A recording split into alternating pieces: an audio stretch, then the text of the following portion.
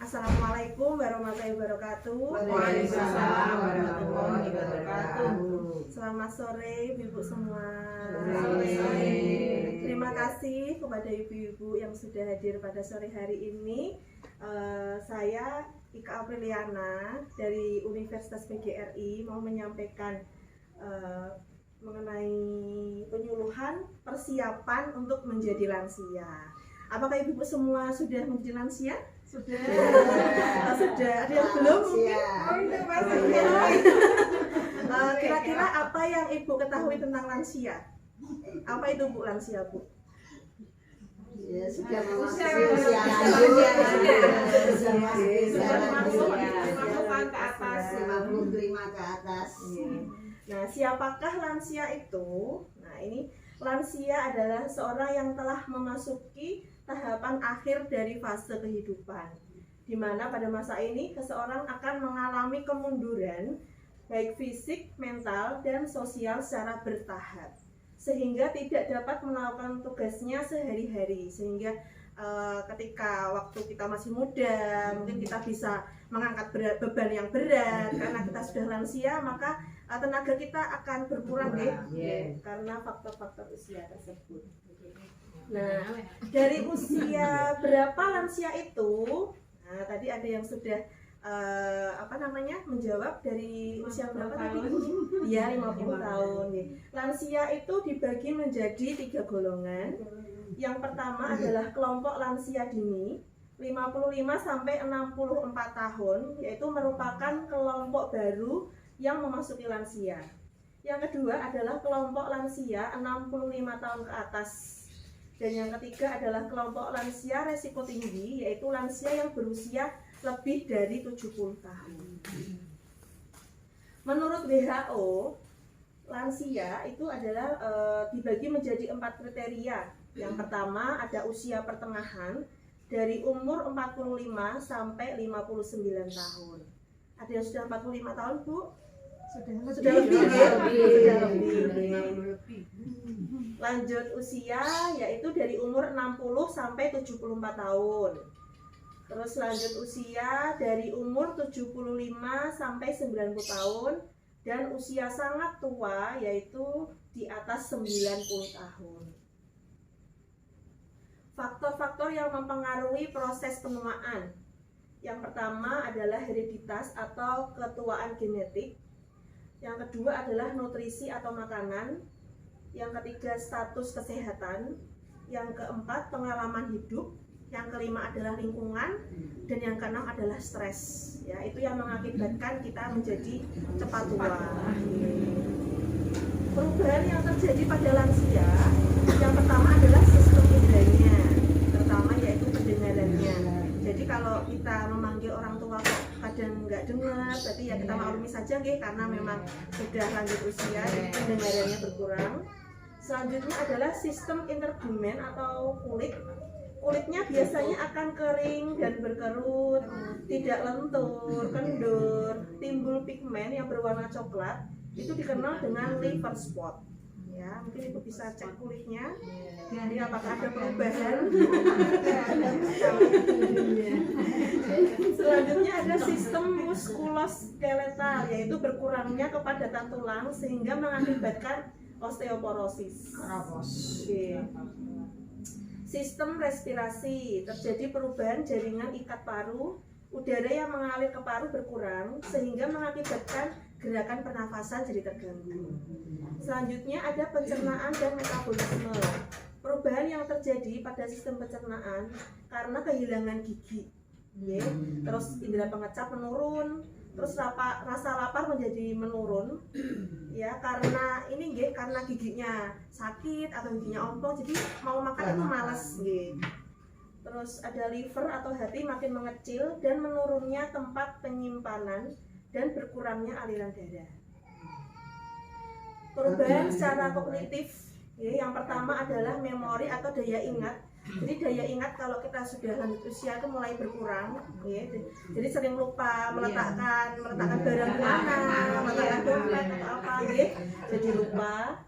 Terus yang kedua adalah IQ, yang ketiga kemampuan belajar, ya, kemampuan belajar berkurang. Maka dari itu kan disarankan kalau misalkan yang muslim itu kan belajar ngaji dari kecil.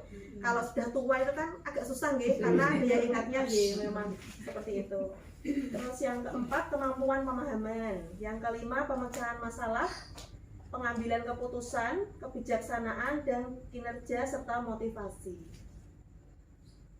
Siapkah Anda menjadi lansia yang kuat dan berdaya?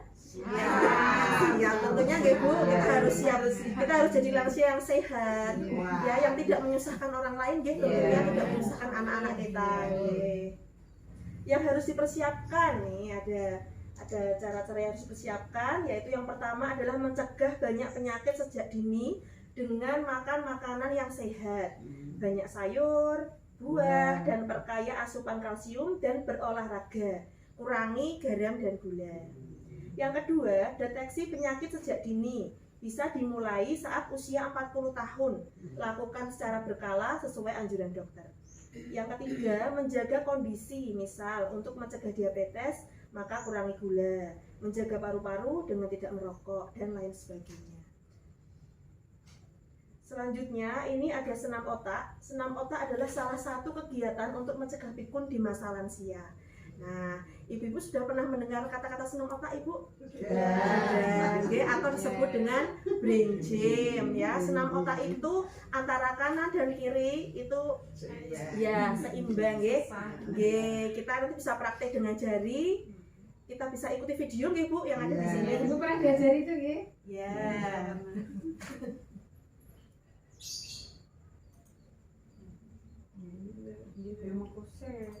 Kita mau pakai musik. Kita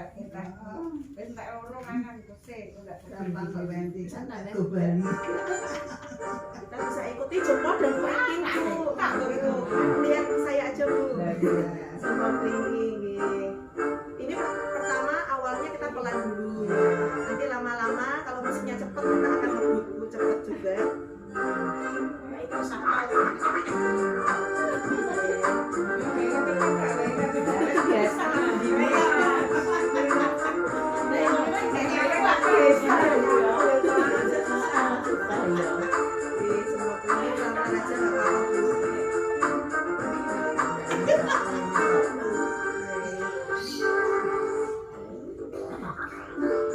Kita palu-palu, Bu. Palu.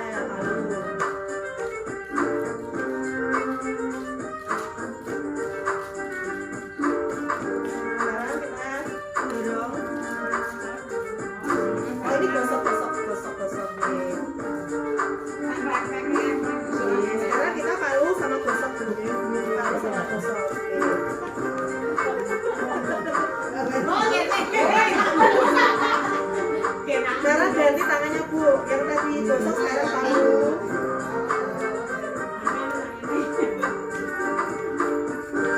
Sekarang tepuk kepalanya. Pelan-pelan saja.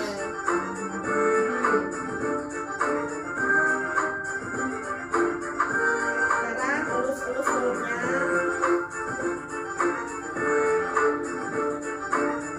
Sekarang kita kombinasi tepuk sama elus. Yang mulutnya dielus, kepalanya ditepuk. Kita ganti, Bu, tangannya.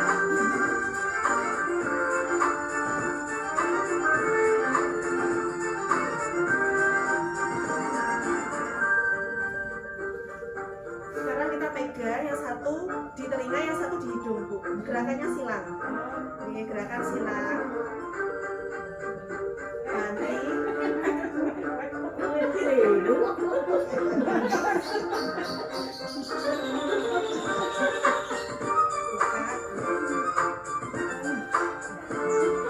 Silang, ya.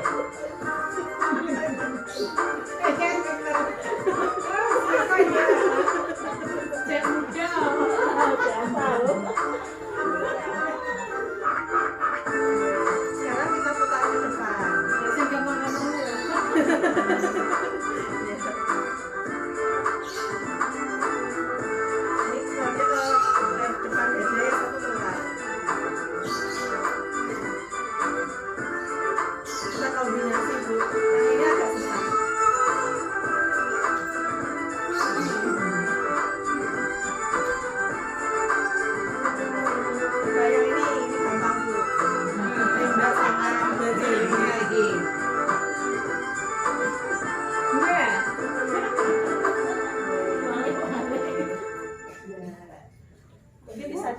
sih dengan gerakan-gerakan yang lain Bu, yang penting kanan kirinya berbeda.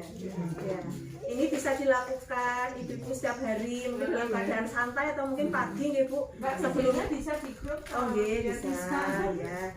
Bisa apa namanya kita lakukan saat aktivitas pagi. Nanti kalau memang awalnya itu susah, sulit, karena kita belum terbiasa. Nanti kalau lama-lamaan pasti akan lancar. Karena apa namanya kalau kita sudah tua, kadang kita cuma duduk manis, melamun itu kan nanti bikin kita jadi pikun ya Bu. Jadi kalau otak kita digunakan untuk berpikir, atau mungkin kalau punya koran ada TTS tuh diisi.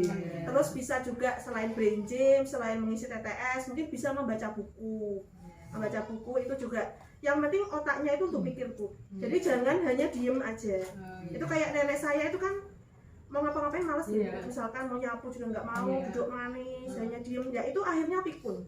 Padahal Mbah Kakung sama Mbah Putri itu lebih tua Mbah Kakung, tapi daya ingatnya lebih bagus Mbah Kakung, karena Mbah Kakung kan gerak suka ini nah gitu Bu. Jadi otak kita harus selalu digunakan supaya tidak tumpul deh Bu. Jadi seperti pisau kalau sering diasah nanti akan ini tajam. Ya ibu-ibu terima kasih untuk kehadirannya sore ini, mau mendengarkan ini apa namanya penyuluhan dari saya. Semoga penyuluhan ini bermanfaat bagi ibu-ibu, dan semoga ibu-ibu semua diberikan kesehatan oleh Allah, dan di masa-masa lansia ini dan mungkin yang belum menginjak lansia semoga besok bisa menjadi lansia yang lebih bermanfaat dan diberi kesehatan.